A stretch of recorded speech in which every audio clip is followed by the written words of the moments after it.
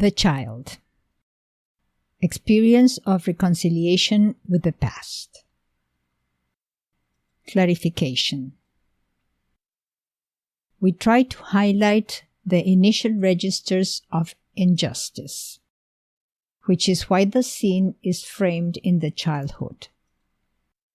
The current feeling of injustice is compared with those initial experiences to find a relationship that allows to integrate these apparently separated contents in the same system of understanding.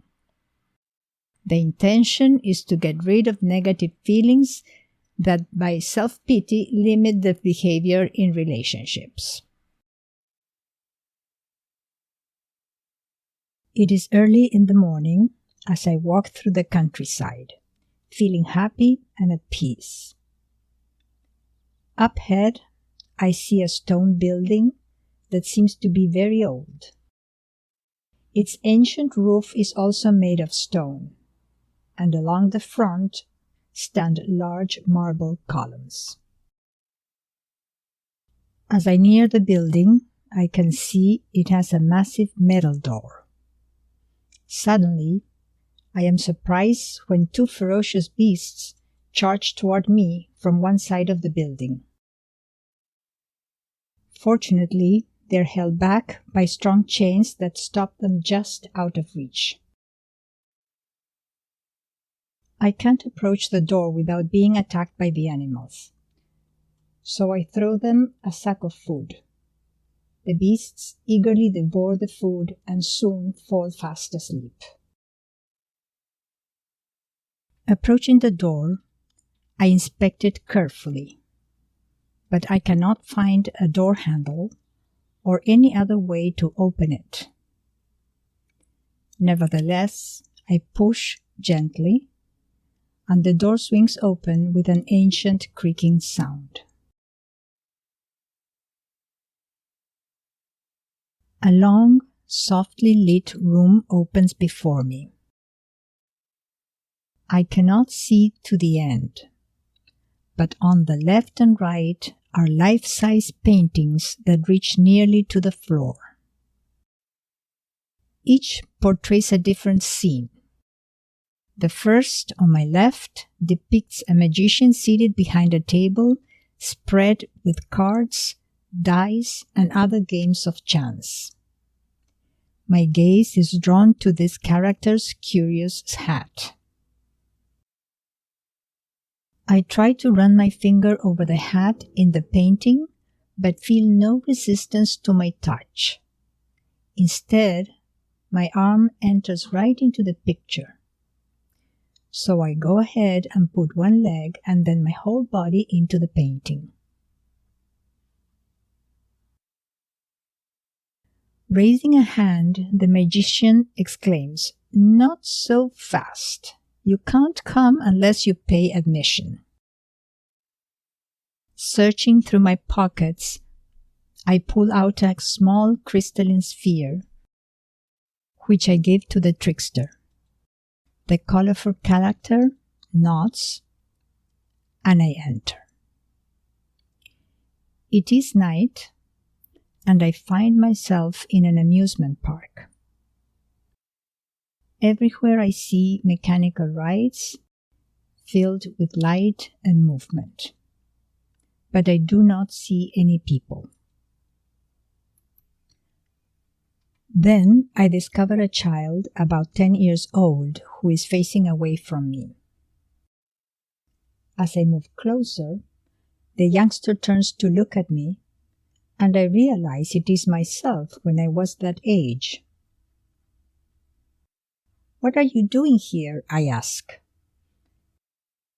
The child tells me something about an injustice that has happened, and then he begins to cry. To console the child, I promise that we'll go on some rides, but the youngster insists on talking about the injustice. In order to better understand the child, I try to recall what happened to me at that age that was so unfair. Now I remember that injustice, and somehow I realize it's like a situation I am experiencing in my life right now. I reflect on this, but the child continues to cry. So I say, all right then, I am going to straighten out this injustice that seems to keep happening to me. To begin with, I will be friendly toward the people who are creating the situation for me.